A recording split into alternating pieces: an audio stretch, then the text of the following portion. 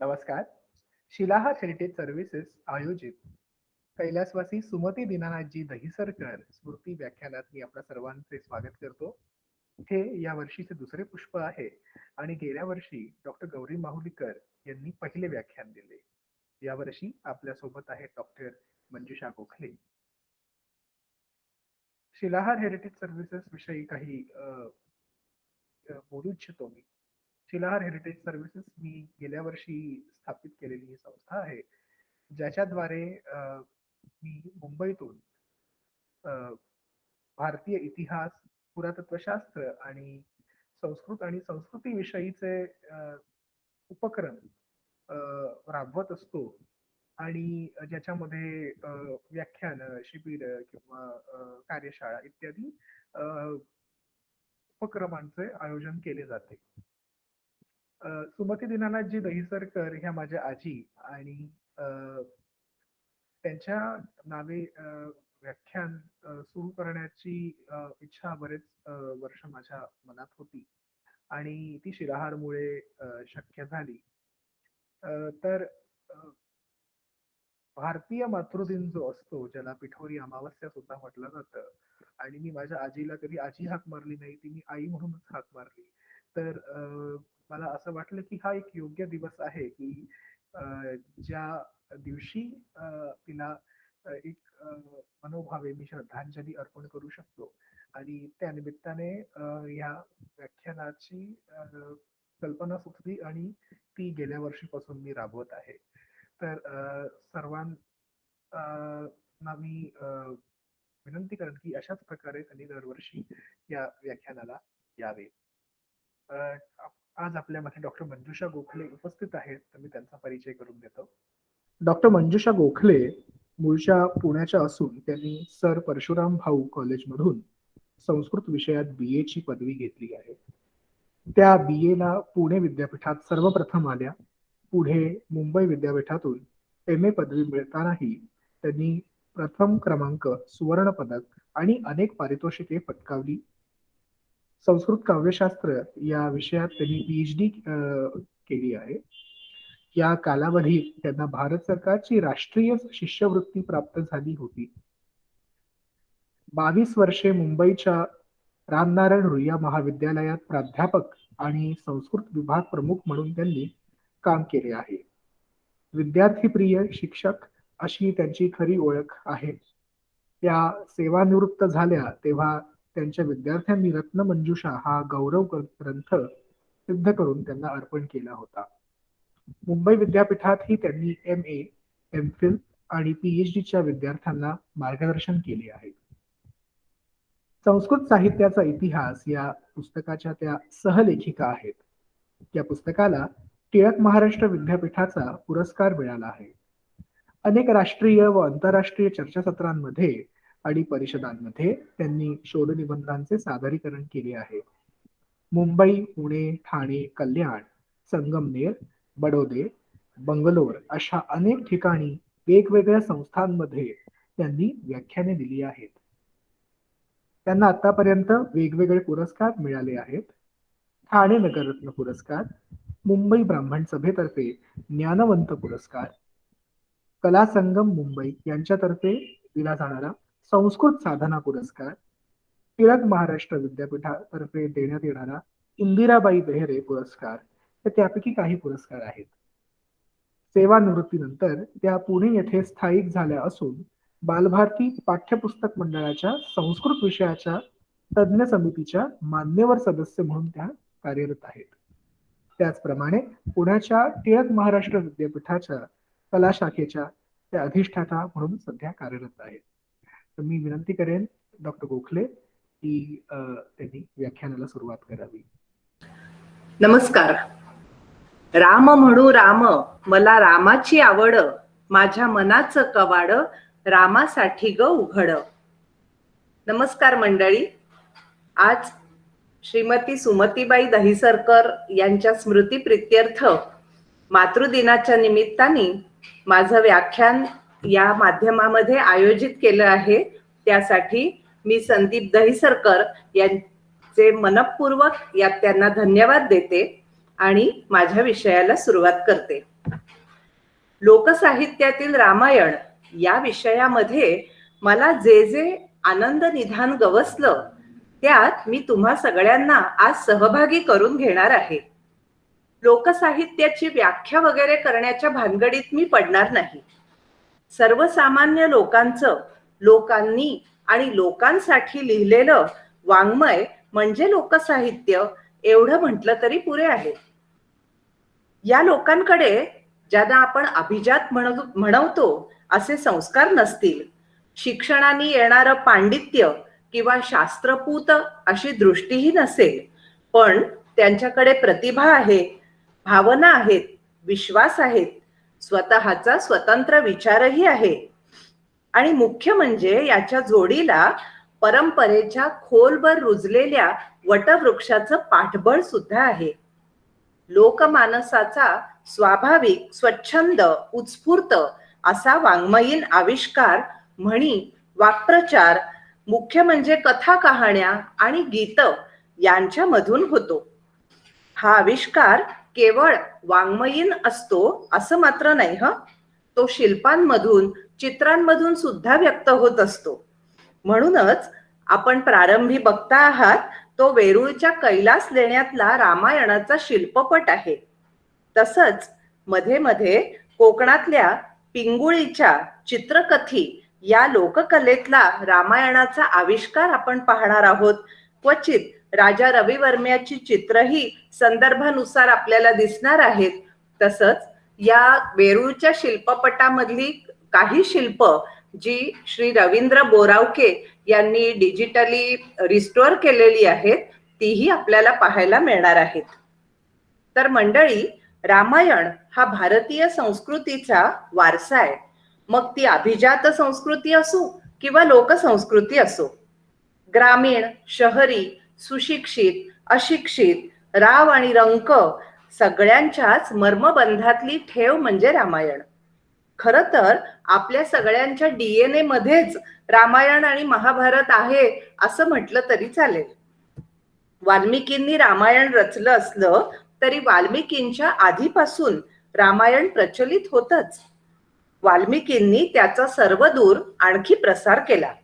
वाल्मिकींच्या या कार्याला हातभार लावला आहे तो पुराणिक, कीर्तनकार, प्रवचनकार, भूतिये, गोंधळी, वासुदेव, शाहीर अशा सगळ्यांनी. नागर संस्कृतीमध्ये रामावर किंवा रामायणावर अनेक काव्य रचली गेली, नाटकं, कादंबऱ्या लिहिल्या गेल्या. तिकडे अनागर संस्कृतीमध्ये कथा, कहाण्या, गाणी आणि ओव्या यांच्या माध्यमातून रामायण लोकजीवनाचा एक भागच बनून गेलं. राम, सीता, लक्ष्मण ही लोकांच्या जीवाभावाची माणसं झाली. ग्रामीण कुटुंब जीवनाचा सगळा तपशील रामकथेमध्ये भरला गेला. रामाच्या कुटुंबाला लोकांनी आपला गोतावळा मानलं. त्यांच्याविषयी कमालीचा जिव्हाळा, अगदी पोटातून आलेला उमाळा आपल्याला दिसतो. राम सीतेच्या सुखानी सामान्य माणूस सुखावला, त्यांच्या दुःखानी गहिवरला. म्हणूनच जात्यावर बसलेल्या बाया म्हणतात, पहिली माझी ओवी रामरायाला गायली, सोयरी सीताबाई माय बहीण राहिली. कौसल्या माझी माता, रामचंद्र माझे भाई, अवघे माझे गोत, सीतामाई भावजई. विशेषतः बाया बापड्यांनी सीतेमध्ये स्वतःचं प्रतिबिंब पाहिलं. त्यांच्या वाट्याला येणारी सुख दुःख, कष्ट, उपेक्षा, आशा निराशा हे सगळं सीतेच्याही तर वाट्याला आलंच होतं. त्यामुळे सीतेशी त्यांचं आतड्याचं नातं जुळलं.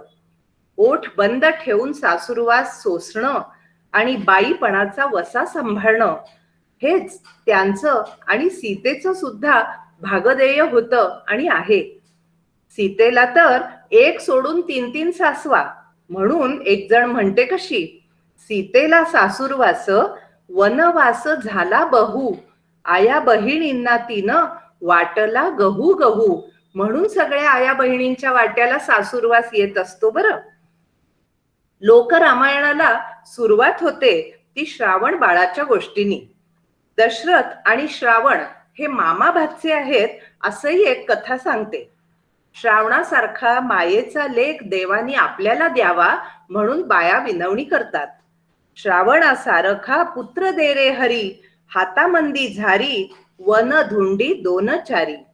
श्रावणासारखा एक पूत दे रे देवा, माय बापासाठी घेतो वनामधी धावा. श्रावणाच्या माय बापांनी दशरथाला शाप दिला. त्याचा परिणाम काय बरं झाला? चौघू पुतरू लेक झाले दशरथ राजाला. चौघ पुतरू लेक झाले दशरथ राजाला, नाही भेटल पाणी त्याच्या शेवट पिंडाला. दशरथ राजाला 4 जण लेक, येळला नव्हता एक, मांडी उशाला देयाला. येळेला नव्हता एक, मांडी उशाला देयाला. पुढे दशरथांनी पुत्र कामेष्टी यज्ञ केला. यज्ञ देवानी 3 फळं दिली. ती राजानी 3 राण्यांना एक एक अशी दिली. तरी कैकेयी रुसली. तिने तिचं फळ न्हाणी घरात फेकून दिलं. ते घारीने उचललं आणि अंजनीच्या ओटीत टाकलं. त्यातून मारुती जन्मला. इकडे कौसल्या आणि सुमित्रा या दोघींनी आपापल्या वाट्यातलं अर्ध अर्ध फळ कैकेयीला दिलं, म्हणून कैकेयीला 2 मुलगे झाले. पुढे सीतेचा जन्म. वऱ्हाडी लोक परंपरेत सीतेची जन्मकथा मोठी विलक्षण आहे. रावणाने शंकराच्या घरी सेवा चाकरी केली. तेव्हा शंकराने प्रसन्न होऊन आपल्या मांडीतून एक स्त्री काढून ती रावणाला दिली. मांडीतून निघाली म्हणून तिचं नाव मंडवधरी, म्हणजे आपली मंदोदरी बर का. रावण तिला घेऊन निघाला. वाटेत त्याला फार तहान लागली. तो म्हणाला, रावण बोलला सत्वाचे मंडवधरी, सत्व दाखव खरोखरी. मांडवदरीनं धावा मेघराजाचा केला, मेघराज वर्सवला. मग मंदोदरीने सुद्धा रावणाला आपलं सत्व दाखवायला सांगितलं. तेव्हा रावणाने भली मोठी गर्जना केली. ती ऐकून मांडवधरी इतकी घाबरली की तिच्या पोटातला गर्भ शेताच्या बांधावर पडला. तिने रुईचं दूध बाळाला पाजलं आणि निसर्गालाच बाळाचं रक्षण करायला सांगून तिने रावणाबरोबर लंकेकडे प्रस्थान ठेवलं. ते शेत होतं जनकू भटाचं, म्हणजे जनक राजाचं. जनकू भटानी त्या बाळाला म्हणजे सीतेला घरी आणलं. जनकू भट खरं तर दरिद्री, पण सीतेच्या सत्वामुळे त्याला ऐश्वर्य लाभलं. जनकू भटाचे घरी सारावाले नाही शेण, अहो सारवायला शेण सुद्धा नव्हतं त्याच्या घरी. सीतेच्या सत्वानं मंग झालं गाई धन. जनकू भटाचे घरी तणाची तुटकी झोपळी, सीतेच्या सत्वानं झाली 7 खणी माळी. आणखी एका कथेप्रमाणे मंदोदरी ही मयासुराची मुलगी. रावणाशी तिचं लग्न झालं तेव्हा मयासुराने सांगितलं की हिचं पहिलं अपत्य कुलघातक होईल, असं भविष्यच आहे. मग तिला झालेली मुलगी रावणाने एका पेटीत ठेवली आणि जनकाच्या शेतामध्ये पुरली. पुढे मग लोकसाहित्यात रामाच्या बालपणाची कहाणी येते.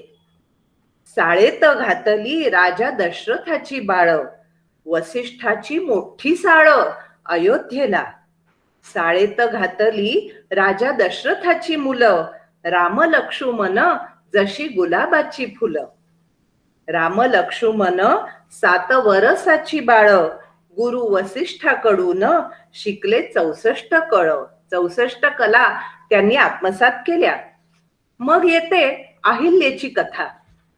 अहिल्या, अरे आपण जरा पुढे आलो वाटतं. रामाचा जन्म तुम्हाला दाखवायला मी विसरले मगाशी. असो, अहिल्या ही ब्रह्मदेवाची कन्या. त्याने ती गौतम ऋषीला दिली. इंद्र आणि चंद्र या दोघांच्या मनात तिच्याविषयी वासना निर्माण झाली. पण अहिल्येपर्यंत कसं पोचणार? कोड पडलं इचितर इंद्रचंद्राच्या मनाला. विचित्र कोड पडलं इंद्रचंद्राच्या मनाला. नागव्या तलवारीचे पहारे अहिल्याबाईच्या वाड्याला. इंद्राने कावळ्याचं आणि चंद्राने कोंबड्याचं रूप घेतलं आणि ते वाड्यात घुसले. परिणाम काय झाला? गौतमानी दिला श्राप, इंद्राला पडले भग, अहिल्या झाली शिळा, चंद्राला काळा डाग. विश्वामित्रासह मिथिलेला जाताना वाटेत अहिल्याची तपोभूमी असलेलं वन लागलं. रामानी विचारलं, वन कशानं उदास? राम पुसतो इसव्याला. इसव्या म्हणजे विश्वामित्र ऋषी. गुरु इसव्या बोलला, श्राप ऋषीचा लागला. मग अहिल्योद्धार झाला आणि वेळ आली सीता स्वयंवराची. ही वऱ्हाडी कथा ऐका बर का. सीता तरुण झाली आणि जनकाच्या शेतावर राखणीचं काम करायला लागली. वाटेनी चाललेले राम लक्ष्मण थकून भागून थांबले. त्यांनी सीतेकडे अन्न पाणी मागितलं. सीता म्हणाली, खा की कोवळी कणस आणि या लोट्यातलं पाणी प्या. कितीही कणसं तोडली तरी पुन्हा धांड्याला कणसं आपली आहेतच. कितीही पाणी प्यायलं तरी लोटा आपला भरलेलाच.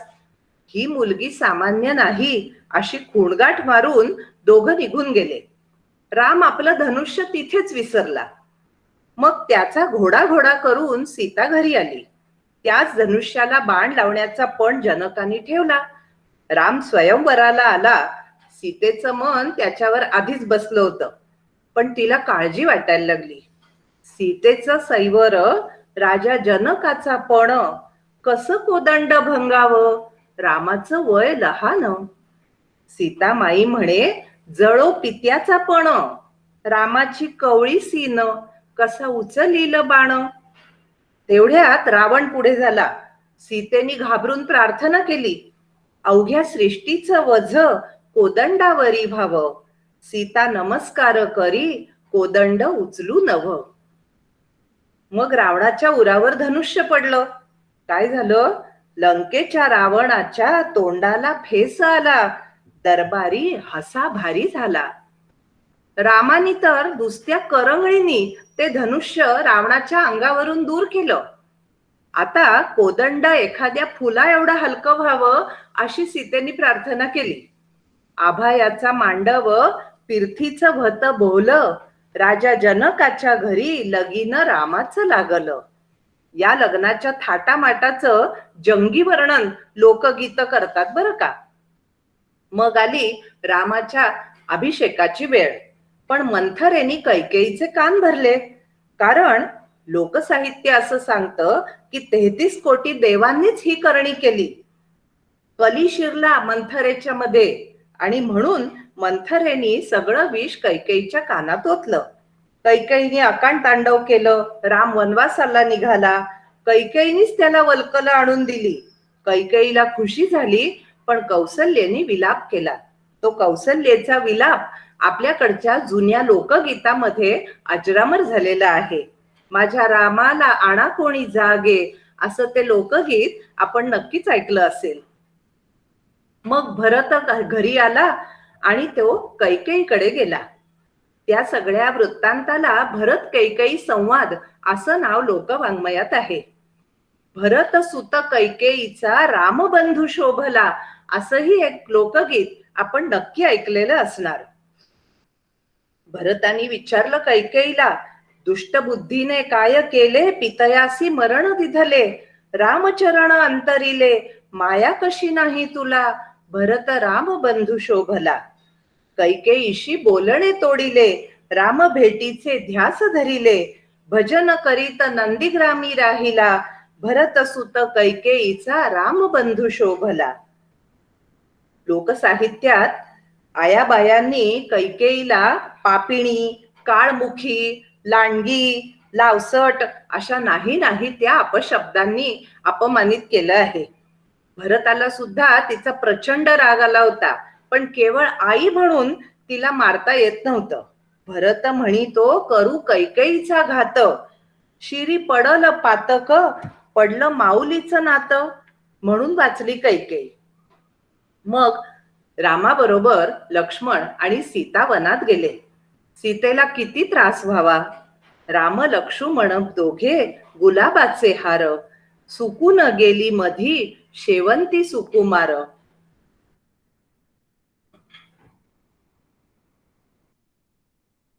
भयाण्या वनात सीतेला तरास लई, उन्ह डोईवर खडे रुततात पायी.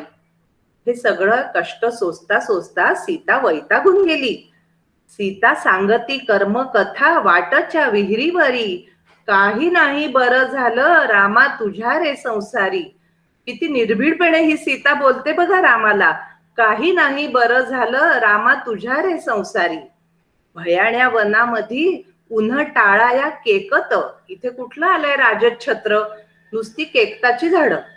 बोलली सीता माई कसा आलाय वखत. सीता चालली वनात आया बाया सवा कोस.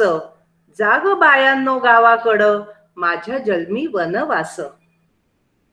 पण रामाने सीतेची समजावणी केली. बोलले रामचंद्र सीता वैताग नाही बरा. नेतराच्या ग पाण्यानं डोंगरी पडला झरा. बोलले रामचंद्र सीता वैतागू नको बर. नेतराच्या ग पाणी याची डोंगरी झाली हिर. एवढी रडली सीता, पण रामाला सीतेची काळजी आहे बरं. राम म्हणितात लक्ष्मणा खाली बस. वाट मुरुमाची आस. सीता येऊ दे सावकास. तहानली सीता माई केळ पानाचा केला द्रोण. पाणी आणि तो त्या लांबून दीर धाकला लक्ष्मण. पाणी आणि तो लांबून दीर धाकला लक्ष्मण. राम पुढं मधी सीता मागे लक्ष्मण चाले. कळी काळाचं ही भय नाही माझ्या जानकीले. अशी आयाबायांनी स्वतःची समजूत करून घेतलीये बरं का. पुढे मग एकमेकांवरच्या प्रेमाने हळूहळू कष्टांवर त्रासावर वैतागावर मात केली. कष्ट मागे पडले. वनवासाची सवयच झाली. वनवासातच राम सीतेनी सुख शोधलं.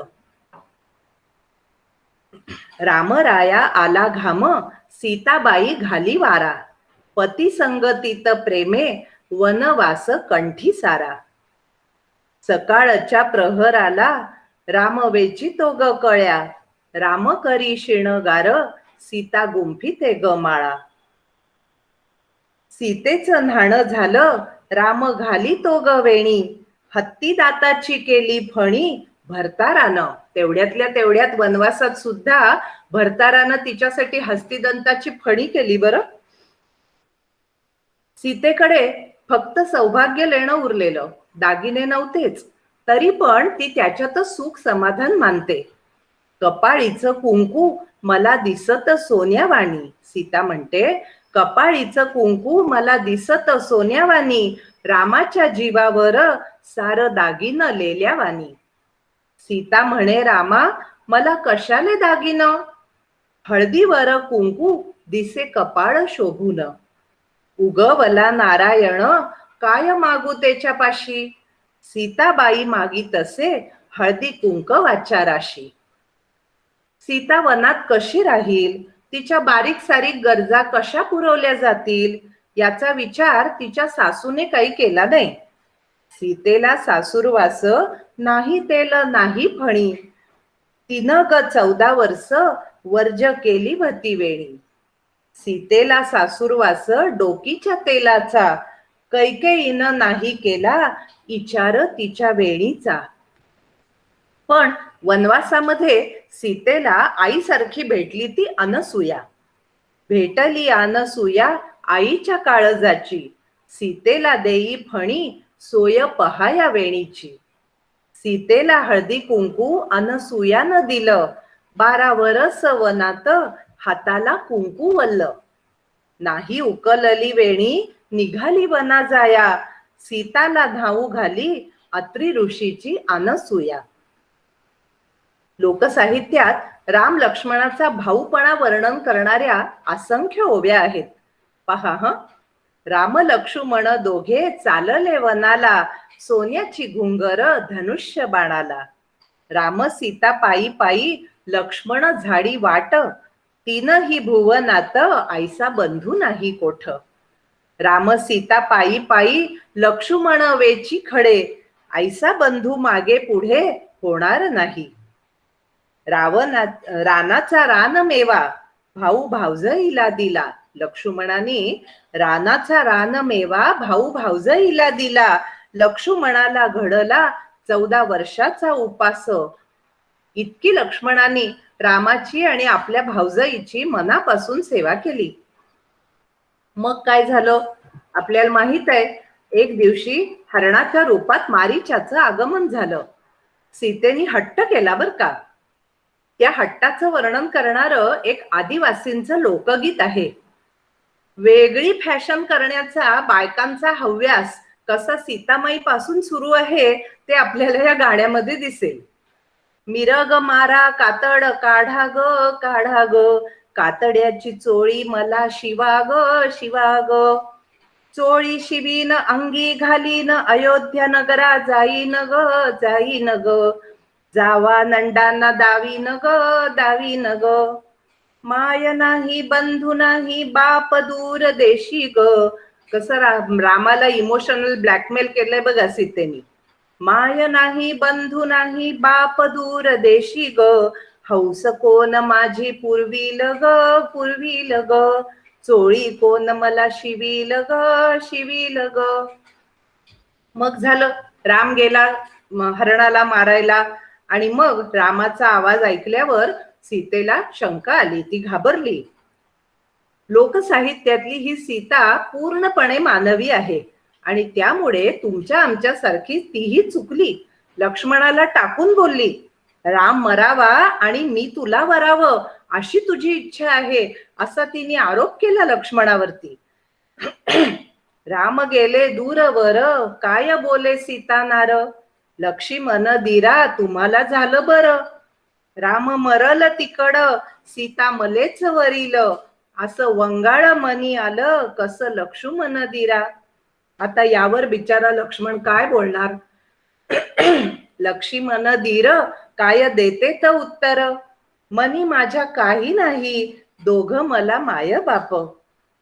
सीता माईचा बोल लक्ष्मणाला लागला आरण्याच्या ठाई रेघ टाकून निघाला. मग रावणाने सीतेचं हरण केलं. कामवासना माणसाला काय करायला भाग पाडील सांगता येत नाही.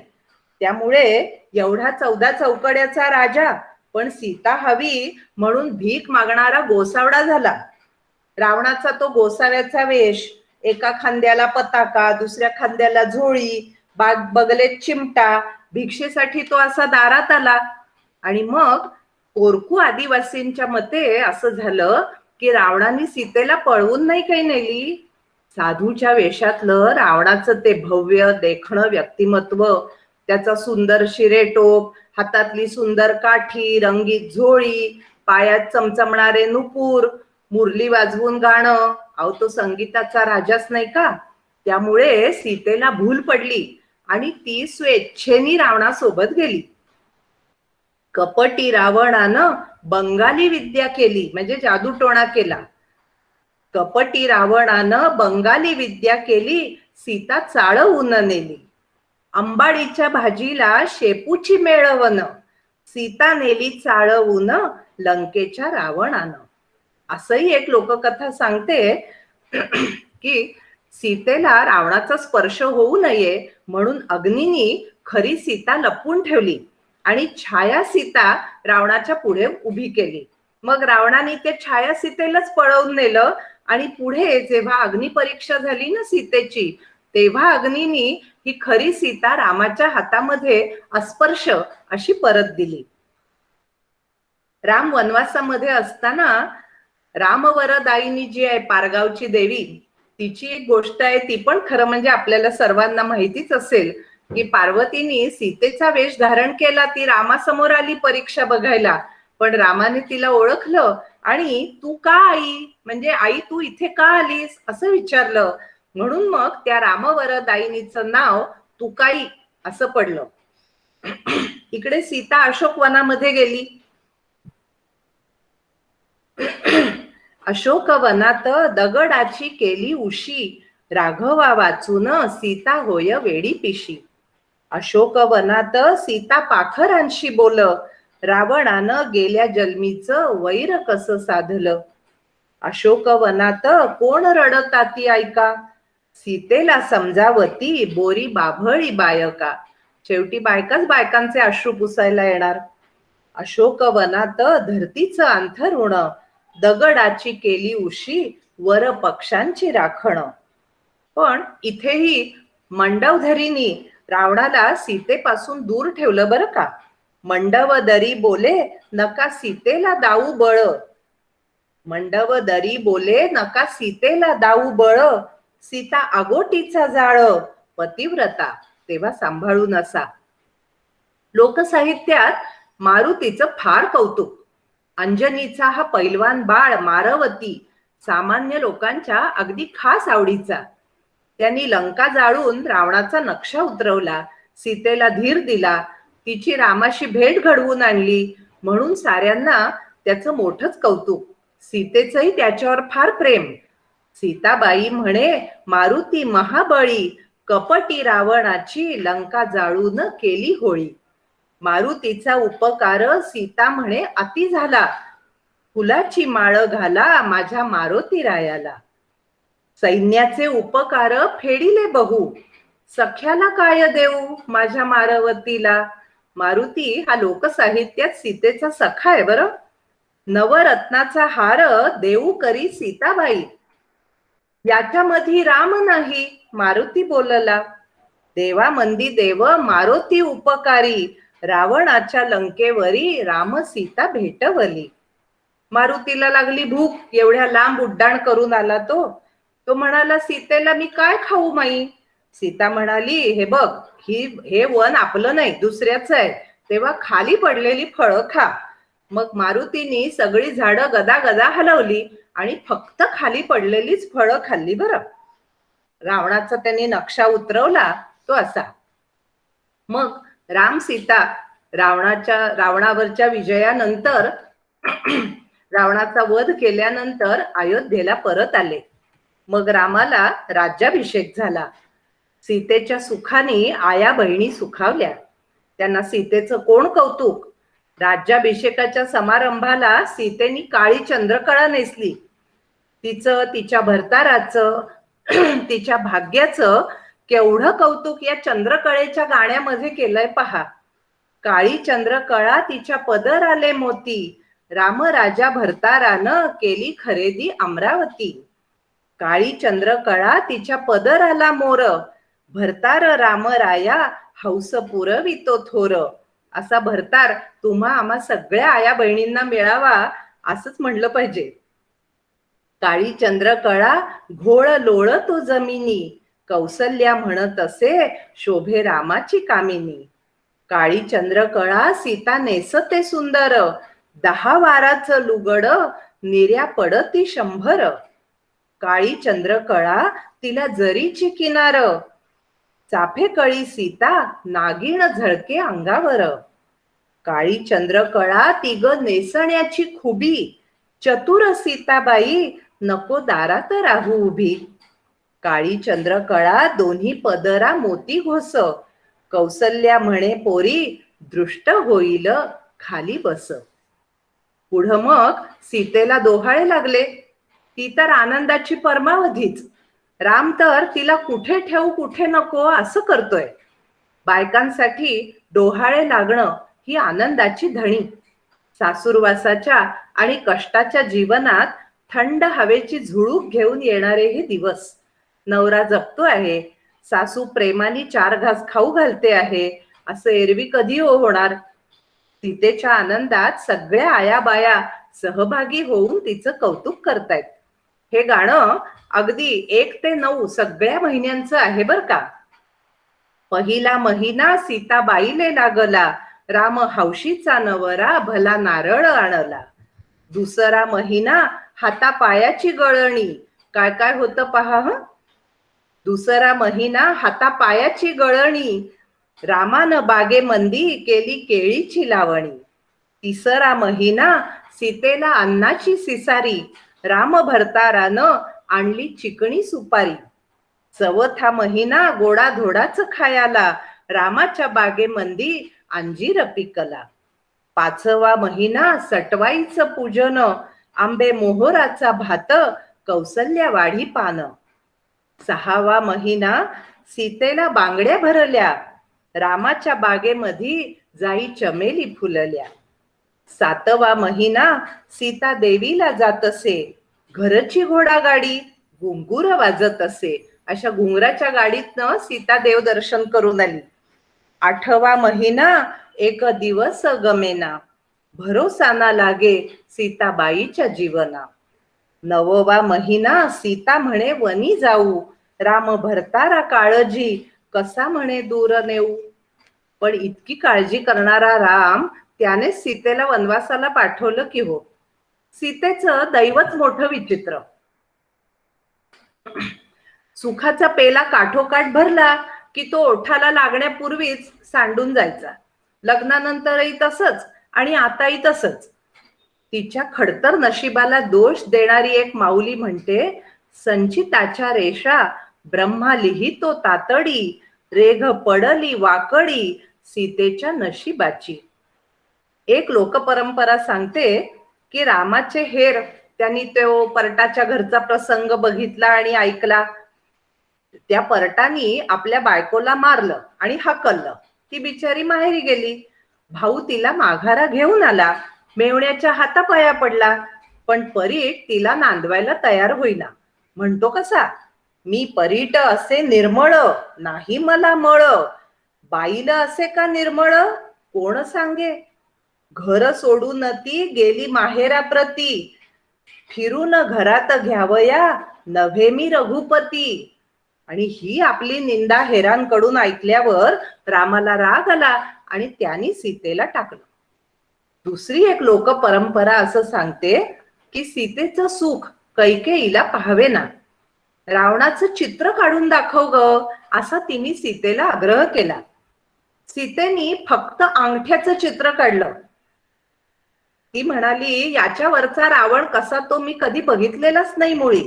मग कैकेयीने काय केलं, स्वतःच रावणाचं चित्र पूर्ण केलं आणि रामाकडे जाऊन चहाडी केली. कैकेयी पुसे सीतेला, काय रावण पाहिला, अंगोठा काढून दाविला सीताबाईनं. सीताबाई वाहती माय बापाची आन, अंगोठ्या विरहित नाही देखला रावण. अंगोठ्याचा दशासूर कैकेयीने केला, रामा सारखा भरतार पुन्हा नाही पाहू दिला. कैकेयी म्हणती, रामा मायापुता, सीता काहीची पतिव्रता, रावण मनिभता. आणखी एक तिसरी लोक परंपरा बर का, ती सांगते, मंथरेनी जुळ केळ सीतेला खायला लावलं आणि म्हणून तिला जुळा गर्भ राहिला. जुळा गर्भ राहणं हे व्यभिचाराचं लक्षण आहे असं लोक परंपरा मानते, फार प्राचीन काळापासून मानते. आणि म्हणून रामाने तिला वनात घालवली. लक्ष्मण सीतेला वनात घेऊन निघाला. सीतेचा वध कर आणि काहीतरी खूण घेऊन ये अशी त्यांनी लक्ष्मणाला आज्ञा केली होती. लक्ष्मण रथातून निघाला खरा, पण सीतेला रामाची काळजी होती हो. केवढा विरोधाभास आहे बघा. राम सीतेची काळजी न करता तिला वनात पाठवतो आणि ती मात्र बिचारी जाताना रामाची काळजी करते. गाणं असं आहे, सीता जाई वनवासा सांगून धोबिणीला, माझ्या रामाचा दुशेला वाळतो ओसरीला. असं सीतेनी वाण्याला सांगितलं की रामाच्या विड्यासाठी वेलदोडे लवंगा वेळच्या वेळी पाठवत जा. कुणबिणीला सांगितलं, रामाच्या आंघोळीला घंगाळ भरून पाणी पुरव. मग कैकेयीला सांगितलं की रामाच्या जेवणाची वेळ चुकवू नको. माळ्याला सांगितलं, रामाच्या देवपूजेला परोपरीची फुलं दे. सुताराला सांगितलं, छपरी पलंग रामाच्या शेजेला दे. इतकंच काय, सीता जाई वनवासा सांगून सैपाक्याला, ऊन ऊन पोळी वाढ रामराया भरतार आला. रथ वनात चालला. सीता विचारते, आपण कुठे चाललोय. लक्ष्मण म्हणतो, तुला माहेरी घेऊन जातो. पण सीतेच्या लक्षात आलं काहीतरी गडबड आहे. बोलली सीता नार, हे दिसे वन भेसूर, की नव्हे माहेराची वाट, झाडी किर्र दाट. सीता माई जाते वना, नाही दया आली कोणा, आया बाया पुसती पोटी गर्भ आहे ताना. बिचाऱ्या आया बाया हळहळतात आणि रामाला बोल लावतात. म्हणतात, सीतेला सासूरवास पुसती आया बाया, पोटीच्या पुत्राची रामाला नाही माया. सीता वनवासी वृक्ष पाषाण कवटाळिले, ऐसे चळिंत्र दाविले, रामराया भरता रान. सीतेची जी सगळी परवड झाली तिचं कारण म्हणजे राम. म्हणून तळतळून आयाबाया रामाला बोल लावतात. राम म्हणू नये राम, नाही सीतेच्या तोलाचा. राम म्हणू नये राम, नाही सीतेच्या तोलाचा. हिरकणी सीता माई, राम हलक्या कानाचा. राम म्हणू नये राम, त्यानं सीतेला टाकली, भरल्या संसाराची साय साखर नासली. वधायाला नेली सीते सारख्या नारीला, कलंक लागला चंद्रासारख्या देवाला. रामानी लक्ष्मणाला आज्ञा केली होती सीतेचा वध करायची. त्यांनी ती सीतेला सांगितली. बिचारी सीता कळवळून म्हणाली, लक्ष्मण दीरा नको वधू मला, बाळ हत्या लागल तुला, पाप घडल. सीतेला काळजी रामाचा वंश खुडला जाईल म्हणून. बिचारा लक्ष्मण. सीता वधावया हातची हत्यार गळली, सीता पतिव्रता लक्ष्मणाला कळली. हे लोकांना कळलं. सीता पतिव्रता लक्ष्मणाला कळली. बिचारा लक्ष्मण तो धाय धाय रडे, कसा जीव घेऊ म्हणून सीतेच्या पाया पडे. सीतेचा वध नाही केला तर रामाला खूण काय दाखवणार. मग त्यांनी काय केली युक्ती, रक्तचंदन उगाळून पाण्यात घातलं आणि सीतेचं रक्त म्हणून रामाकडे घेऊन गेला. सीता एकटी वनात राहिली. वनातले वनचर तरस लांडगे कोल्हे, सीतेच्या भवताली घोकण्या घालीत आहे. वन गाई आली धावून सीतेला पाहून, पुच्छ वर करी सीतेला सावली धरी. माणसं नाहीत पण प्राणी मात्र आले सीतेच्या मदतीला. या अशा बिकट अवस्थेमध्ये तिच्या पाठीशी राहिला तो वाल्मिकी. लोकसाहित्यात वाल्मिकीला तातोबा असं म्हणतात. संस्कृतमध्ये तात शब्दाचा अर्थ वडील किंवा वडीलधारी व्यक्ती असा होतो. लोक परंपरेने त्या संस्कृत तात शब्दाला अगदी मराठमोळं तातोबा असं रूप दिलं. जसं विठ्ठलाचा विठोबा करावा तसं. तातोबा म्हणे माझी लेक तू धरमाची, बाळणपणा आली सोय केली निगुतीची. पण तातोबानी सीतेची परीक्षा पाहिली बर का. तू सत्वाची नार असशील तर माझ्या आश्रमाच्या दाराशी गंगा घेऊन ये असं त्यांनी सांगितलं. सीतेनी ते करून दाखवलं. मग तातोबाची खात्री पटली आणि मग त्यांनी सीतेच्या बाळणपणाची सगळी जबाबदारी निभावली. कसलं ते बाळणपण हो, कसली बाज आणि कुठली आलीये न्हाणी. जमिनीवरचे दगड गोटे सारून गवतावर निजायचं आणि डोंगरात झऱ्यावर आंघोळ करायची. पण तातोबानी होता होई तो तिचं बाळणपण केलं बरं. सीता बाळातीन झाली, सीतेला नाही कोणी. दोन्ही नेतर मिटून तातोबा घाली पाणी. आता पुरुषासारखा पुरुष तो बाळंतिणीला कसा हो गरम गरम पाण्याने न्हाऊ घालणार. पण त्यांनी डोळे मिटून घेतले आणि सीतेच्या अंगावर ऊन पाणी घातलं.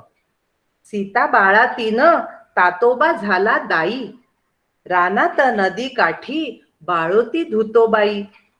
तातोबाच्या मठी सीता बाळातीन बाई, लिंबाचा पाला वाटी तातोबा गोसाई. लोकपरंपरेत एक कथा आहे.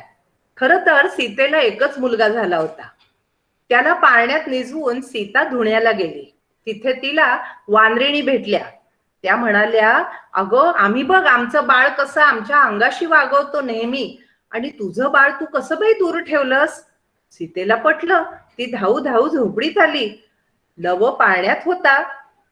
इकडे लव होता पाळण्यात आणि तातोबा दोरी हलवत होता. तातोबाला झोप लागली. सीतेनी पाहिलं आणि तातोबाची झोप मोडू नये म्हणून अलगद लवाला उचलून नेलं. मग तातोबाला जाग आली. बघतो तर काय पाळण्यात बाळच नाही. मग सीता काय म्हणेल म्हणून त्यांनी दर्भाचा मुलगा केला. तो कुश. परत आल्यावर हे दोन्ही मुलं तुझीच असं म्हणून त्याने ती सीतेच्या ताब्यात दिली. मुलांच्या आशेवरच बिचारी सीता राहिली. आयाबाया म्हणतात, मुलांच्या आशेवर कसं राहावं बरं तिनं. नाचण्याचा कोंडा नको खाऊ सीताबाई, नको दुःख करू. नाचण्याचा कोंडा नको खाऊ सीताबाई, लवांकुश बाळ तुझे उद्या होतील शिपाई. अश्वमेधाचा घोडा मुलांनी अडवल्याची गोष्ट रामायणात आहे, पण लोकसाहित्यात आणखी एक गोष्ट आहे. रामाच्या तळ्यात सुंदर कमळ फुलली होती. ती आपल्या आईला आणून द्यावी म्हणून लवकुश अयोध्येला गेले आणि ती कमळ तोडताना राम आणि लवकुश यांच्यात युद्ध झालं. लवकुशांनी रामाला अगदी सळो की पळो केलं आणि आईचा सूड उगवला. सीतेलाच मग रामाची कणव आली. तिने आपली आणि मुलांची ओळख दिली. पाठोपाठ तातोबा आला आणि त्यांनी सांगितलं, मुलं तुझीच आहेत, सीतेचा आणि मुलांचा स्वीकार कर. पण इथे सुद्धा कैकेयी परत आडवी आली बघा. कैकेयी विचारती सीताबाई सावळीला, कैकेयी विचारती सीताबाई सावळीला, अंकुश रामयाचा लहू कोणाचा आणीला. अंकुश रामाचा खरं, पण हा लव कुठून आणलास, म्हणजे पुन्हा संशय, पुन्हा शंका. मग रामाने सीतेला दिव्य करायला भाग पाडलं आणि सीतामाई भूमीमध्ये गडप झाली. हे राजा रविवर्म्याचं सीतेच्या भूमी प्रवेशाचं चित्र. राम म्हणू नये राम, काय त्याचं मोठेपण, सीतेनं केलं दिव्य, रामाची जाय खाली मान. आयाबायांनी सुद्धा रामाला खूप बोल लावला, पण झालं काय, सीता जमिनीमध्ये नाहीशी झाली तेव्हा तिचं महत्व, तिचं पातिव्रत्य, तिचं मोठेपण रामाला समजलं. आपण चूक केली हे त्याच्या लक्षात आलं आणि मग सीतेच्या माघारी राम रडे धाई धाई, नेतराच्या पाण्यानं भिजून गेली भुई. नेतराच्या ग पाण्यानं पाप धुतलं रामाचं, राम सीताच्या पिरतीचं सोनं झालं.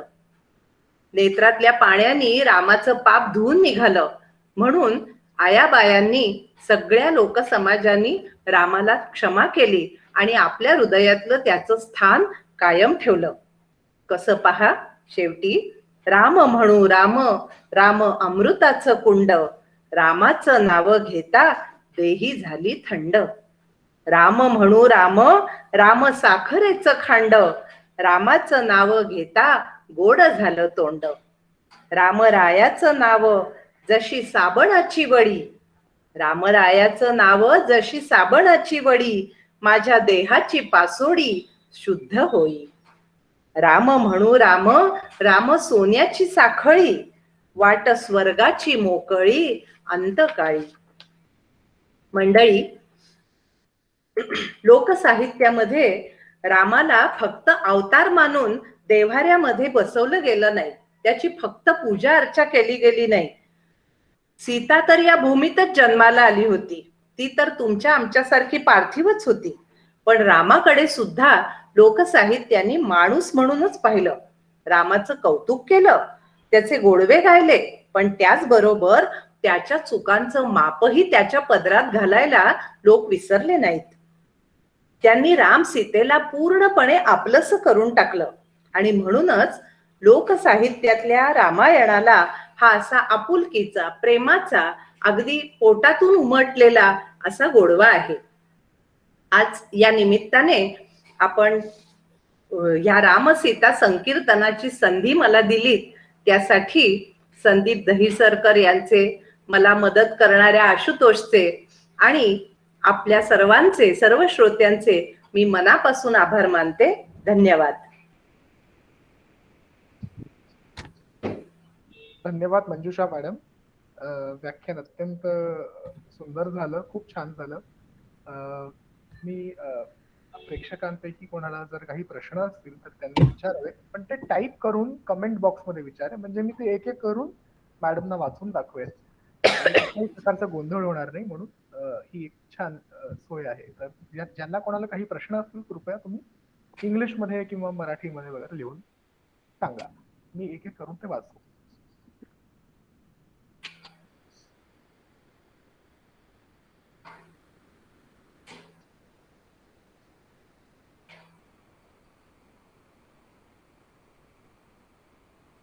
कोणाला काही प्रश्न आहेत का, तर कृपया आपण विचारावे. प्लीज प्रश्न टाईप करा चॅट बॉक्स मध्ये, तिथे मी एक एक करून ते वाचून घेईन.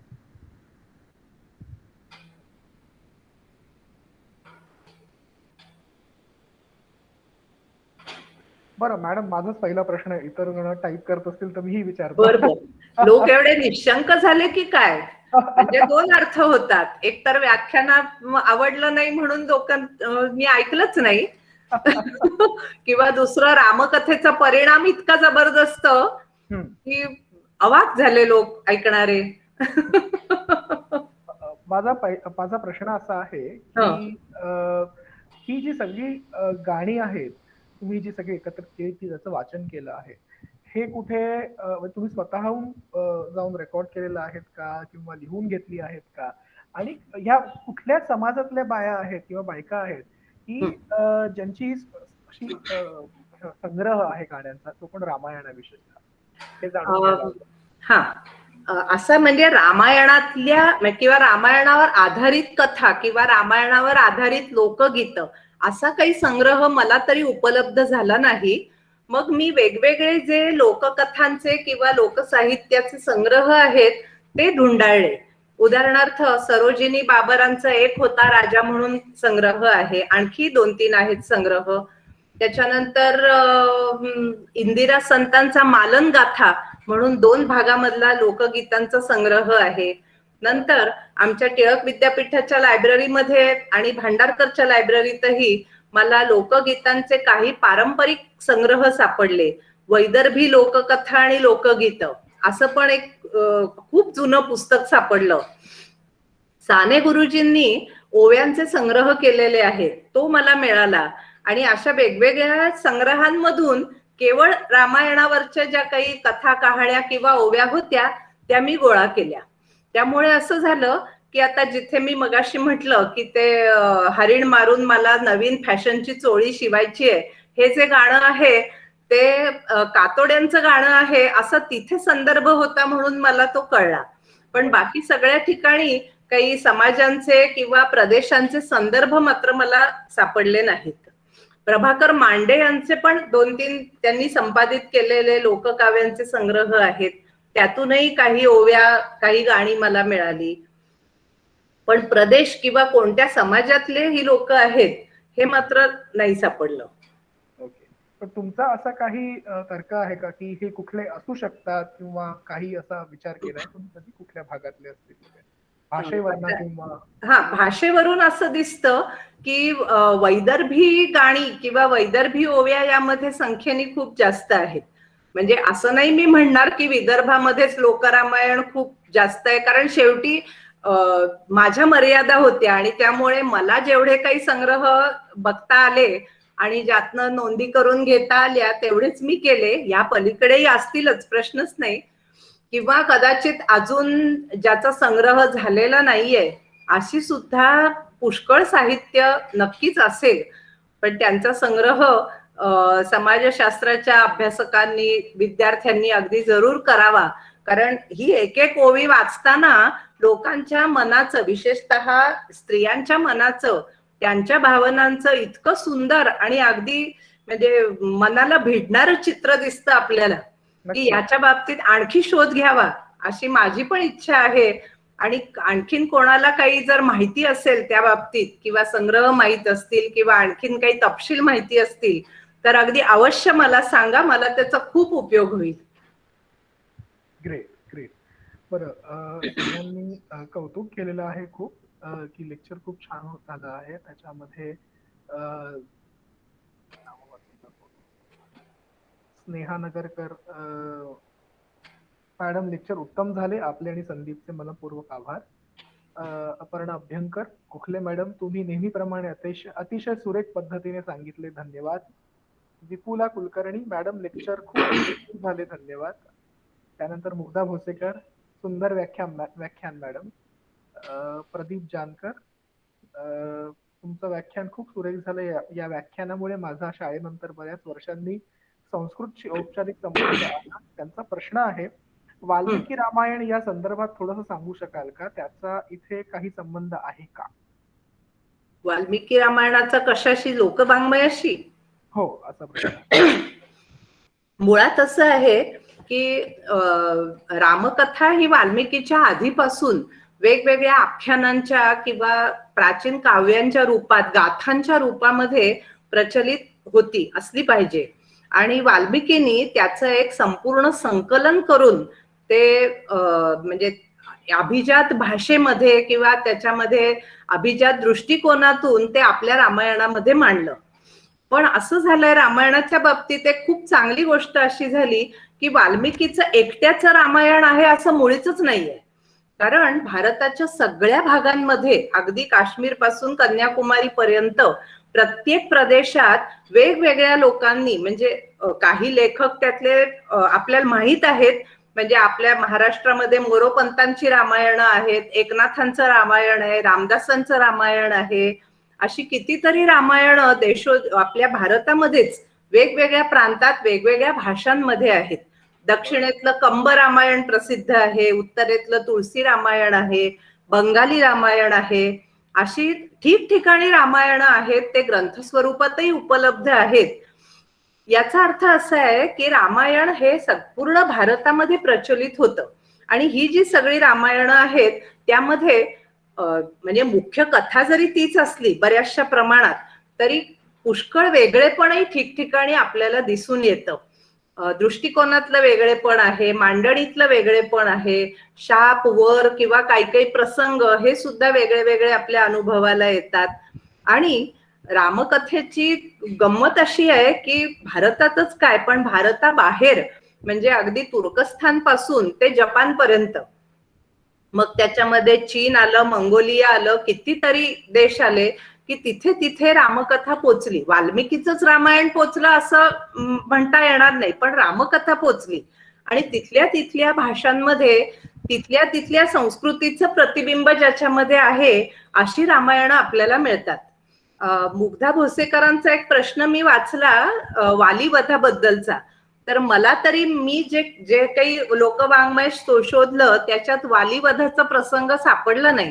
पण कंबोडियामध्ये मी एक शिल्प पाहिलं आहे आणि त्या शिल्पावरती वालीवधाचा प्रसंग 2-3 शिल्प अशी आहेत की तिथे तारा बसलीये, खाली विलाप करते, तिच्या मांडीवर वालीचं डोकं आहे आणि सुग्रीव झाडाआडून लपून पाहतो आहे आणि राम लक्ष्मण तारेला समजावत आहेत. अशी शिल्प मला कंबोडियामध्ये दिसली. मला माझ्याकडे फोटो नव्हते चांगले म्हणून मी आज दाखवू शकले नाही सगळ्यांना, नाही तर मला आवडलं असतं दाखवायला. थायलंडमध्ये जे रामकिन म्हणजे रामायण तिथलं प्रसिद्ध आहे त्याच्यामध्ये मारुती, हनुमान हाच केंद्रबिंदू आहे. आणि रामापेक्षा सुद्धा तिथल्या रामायणात मारुतीचं कौतुक खूप जास्त असतं. म्हणजे मारुतीने सीतेला सोडवलं, अशा तऱ्हेची मांडणी तिथल्या रामायणाची आहे. असे कितीतरी, म्हणजे मला एक वेळ असेल तर मी एक छोटीशी गोष्ट सांगते. अशी एक लोककथा आहे की रामाचा म्हणजे सीतेचा भूमिप्रवेश झाला, राम राज्य करत होता, हनुमान त्याच्या सेवेला होता.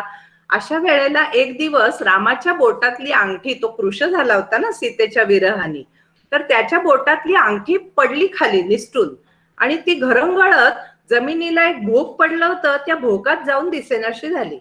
आता हनुमानाला कसं चालेल रामाची अंगठी हरवलेली, म्हणून त्यांनी ते भोग खणून काढलं आणि तो पार पाताळात पोचला. तो पोचला वासुकीच्या राज्यामध्ये, नागांच्या. त्यांनी वासुकीला विचारलं की माझ्या रामाची अंगठी इथे आली आहे, ती न्यायला मी आलेलो आहे. वासुकी म्हणला बरं थांब. मग त्यांनी सेवकाला बोलवलं, सेवकांनी एक तबक आणलं, त्याच्यामध्ये अनेक अंगठ्या होत्या आणि वासुकीने सांगितलं की अरे बाबा, प्रत्येक युगात रामकथा घडते आणि रामाचा अवतार संपत आला की त्याची खूण म्हणून त्याची अंगठी पाताळात येते. आता या तबकातल्या असंख्य अंगठ्यांमधून तू शोधून घे तुझ्या रामाची अंगठी. याचा भावार्थ असा की इतकी युगानुयुग वेगवेगळ्या प्रकारांनी रामायण गायलं गेलं, सांगितलं गेलं, ते ग्रंथरूपाने प्रसिद्ध झालं, पण लोकसाहित्यामध्येही ते तितकंच रुजलं होतं. आणि मला लोकसाहित्याचं कौतुक अशासाठी वाटतं की कुठलेही संस्कार नाहीयेत त्या काव्यावर किंवा त्या कथा कहाण्यांवरती, आणि लोकांनी आपल्या जीवनाचं पूर्ण प्रतिबिंब त्या रामकथेत पाहिले. इतकी रामसीता ही त्यांची जवळची जीवाभावाची झालेली आहेत. आणि म्हणून मी शेवटी म्हटलं की ती केवळ देवता म्हणून त्यांचा जप करावा असं लोकवाङ्मय म्हणतच नाही. ते राम सीतेला आपल्याच घरातली लोक, आपलीच भाऊ बहीण समजतात. हे त्यातलं वैशिष्ट्य आहे. म्हणजे त्यामुळे लोकसाहित्यात त्रयस्थपणा नाही कुठे, काठावरून बघितलेलं नाही रामायण. त्यांनी रामायण आपलंसं केलं, स्वतःमध्ये भिनवलं आणि आपल्या भाषेत मांडलं. हे त्याचं वैशिष्ट्य आहे. ओके मॅडम, ही अंगोठ्याच्या दशासुराचीच कथा तुम्ही सांगितली का? हो. ओके. त्याचं उत्तर मिळालं आहे प्रियंका तुला. हा. त्यानंतर एक शेवटचा माझा प्रश्न घेतो, आपण मग थांबूयात. की तुम्ही आता अनेक रामायणांची माहिती सांगितली, ही महाराष्ट्रातली आहेत विशेष करून. तर ही जी लोकसाहित्यातली ही जी गाणी आहेत, तर ह्यांचा आणि त्याचा काही कम्पॅरेटिव्ह स्टडी तुम्ही केला आहे का? आणि काही केला असेल तर ऐकायला आवडेल आम्हाला. काही सारखेपणा दिसला आहे का त्यात तुम्हाला? कशामध्ये? लोकसाहित्य आणि महाराष्ट्रातली किंवा इतर जी रामायण तुम्हाला आपण हा सांगितली, ज्यांची हा नावं हा सांगितली, त्याचा काही तुम्ही कम्पॅरेटिव्ह स्टडी केलाय का? तुलनात्मक अभ्यास केला आहे का? हा. आता इतर भाषेतली म्हणजे भारतातल्या इतर भाषांमधली रामायण काही मी अभ्यासलेली नाहीत. त्यांचे संदर्भ फक्त वेळोवेळी बघितलेले आहेत. पण अगदी सुदूर दक्षिणेकडचं एक लोक रामायण आहे आणि मी असं संदर्भ वाचला, म्हणजे ते रामायण नाही मला मिळालेलं, की आपल्या लोकसाहित्यात जी कल्पना होती की नाही, की रावणाने बंगाली विद्या केली, सीतेला चाळवून नेली, पळवून नाही नेली, सीता त्याच्या मोहात पडली, तशीच गोष्ट या दक्षिणेकडच्या एका लोकरामायणामध्ये आहे असा संदर्भ मिळाला. सीतेचं प्रेम बसलं रावणावरती. आता हे आपल्या पचनी पडणारी गोष्ट नाही, त्याच्यामुळे भावना दुखावतील, पण लोकसाहित्यात असाही एक बाज दिसून येतो आपल्याला, नाही असं नाही. महाराष्ट्रामधल्या जे प्रसिद्ध रामायण आहेत त्यातलं एकनाथांचं रामायण माहिती आपल्याला, भावार्थ रामायण. त्याच्यामध्येही एक लोकसाहित्यातल्या वाटावा असा एक संदर्भ आहे. तो मला लोकसाहित्यात नाही मिळालेला अजून तरी, पण भावार्थ रामायणामध्ये आहे की ज्या वेळेला सीता लक्ष्मणाला टाकून बोलली आणि तू जाच रामाच्या मदतीला वगैरे असं तिने सांगितलं, लक्ष्मणाने लक्ष्मण रेषा काढली, त्या वेळेला एकनाथ असं सांगतात की लक्ष्मण रागावला सीतेवर आणि त्यांनी सीतेला शाप दिला की इथून पुढे 1 वर्ष तुला रामाचं दर्शन होणार नाही. आणि म्हणून 1 वर्षभर तिला अशोकवनात राहावं लागलं आणि रामाचं दर्शन घ्यायला पुन्हा 1 वर्ष मध्ये जावं लागलं, असा उल्लेख एकनाथ करतात. आता हा उल्लेख एकनाथांनी कुठून आणला असेल? वाल्मिकी रामायणात तर तो नाही, किंवा उपलब्ध असलेली जी काही वेल नोन लेखकांची, कवींची रामायण आहेत त्यामध्ये नाही. मग हा त्यांच्या काळात प्रचलित असलेल्या लोककथेचा भाग असेल का? कदाचित असू शकतो. बरोबर. ग्रेट. मला अजून काही प्रश्न दिसत नाहीये, तर आपण आज इथेच थांबूयात. मी आभार प्रदर्शन करतो. धन्यवाद मॅम. तुमच्यामुळे हे आज लेक्चर होऊ शकलं आणि एका प्रकारे मी माझ्या आजीच्या नावे हे ते लेक्चर सुरू केलेले, तर मी त्यांना श्रद्धांजली यावर्षी अर्पण करू शकलो मातृदिनाच्या निमित्तानं. कारण तुम्ही माझ्या म्हणजे एक लाडका नातू असल्यामुळे सुद्धा, आणि एक माझं कर्तव्य आहे की काहीतरी मी करू शकतो ऑनलाईन प्लॅटफॉर्मद्वारे. तर हा आजचा उपक्रम करण्यात आला, त्याबद्दल आपले धन्यवाद आणि सर्व प्रेक्षकांचे धन्यवाद. आणि सगळ्यात महत्वाचं धन्यवाद म्हणजे आशुतोष पोटनीस, हा जो माझा पुणेकर मित्र आहे, ज्यांनी खूप महत्वाची मदत केली, तर त्याचेही मी धन्यवाद मानतो. आणि आज आपण इथेच थांबूया. एकच मिनिट. संदीप, मला तुझं खास अभिनंदन करावंसं वाटतं की आपल्या आजीचा किंवा आईचा स्मृती दिन हा अशा अनोख्या पद्धतीने साजरा करण्याची तुझी संकल्पना फार छान आहे आणि वर्षानुवर्ष ही तुझी संकल्पना अशीच चालत राहू दे, अशा माझ्या मनापासून तुला शुभेच्छा आहेत. थँक्यू. ह्याचं वैशिष्ट्य एक आहे की आम्ही दरवर्षी फक्त स्त्री अभ्यासकांनाच बोलवणार असं मी ठरवलेलं आहे. त्यामुळे स्त्रियांना आणि विशेष करून अभ्यासक ज्या आहेत, ज्यांचा खूपच छान अभ्यास आहे, अशा ज्येष्ठ स्त्रियांना या प्लॅटफॉर्मवरती आम्ही निमंत्रित करणार आहोत दरवर्षी. तर जरूर सगळ्यांनी नेक्स्ट इयर सुद्धा यात सम्मिलित व्हावे. थँक्यू.